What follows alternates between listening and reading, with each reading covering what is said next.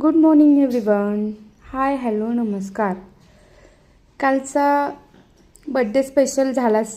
त्यानंतर मी चालली आज गावाला. सकाळपारी उठले आणि मला असं फील झालं की खरंच मला 2 दिवस सुट्टीची गरज आहे. कारण माझी खूप चिडचिड होत होती.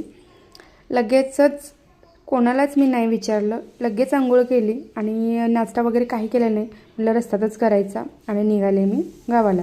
8:30 वाजता निघाले होते. नाश्ता वगैरे करून मी बरोबर 11पर्यंत गावाला पोचले. 2 तासाचा रस्ता आहे आणि हे आहे माझं घर आणि माझं गाव आहे तिपेहळी.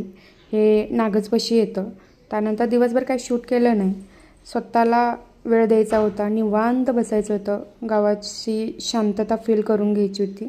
गावची शांतता फील करून घ्यायची होती. त्यानंतर मस्तपैकी झोप झाली. परत गेले चुलत सासूंच्या. तिथं मस्तपैकी मुलांच्या गप्पा वगैरे बघितल्या. संध्याकाळी झोपले, त्याचा काही मी ब्लॉग घेतला नाही. आणि दुसऱ्या दिवशी सोमवार होता. मुलांना पोहायला नेलं. पोहायला जरा शिकवायचा प्रयत्न चालू आहे. आणि त्यानंतर चुलत सासूच्या बागेत गेले, ज्यांनी वांगे काढत होते. सोमवार होता त्यामुळे त्यांनी बाजारला वांगी घेऊन जाणार होते.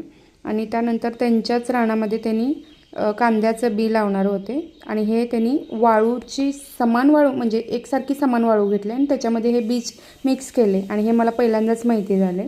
त्यानंतर गेलो जुनुनीसला. आणि ह्या लाल साडीच्या माझ्या सासूबाई आहेत. त्यांनी ते लाडक्या बहिणीचे पैसे काढले. आणि त्यानंतर गेलो त्यांच्या नातीला ड्रेस घ्यायला. ड्रेस आवडला आणि घेतला पण. खूप छान आणि मस्त रिजनेबल रेटमध्ये मिळाला.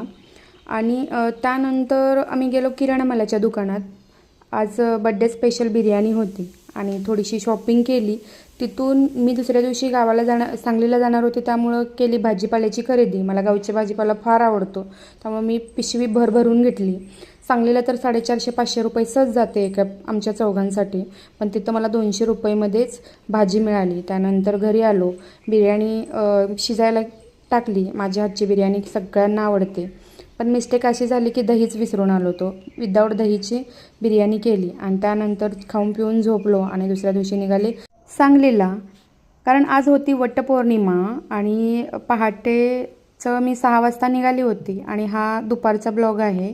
मॅडम मला एक शूट करायला. सो बघूया पुढच्या ब्लॉगमध्ये कशी वटपौर्णिमा गेली.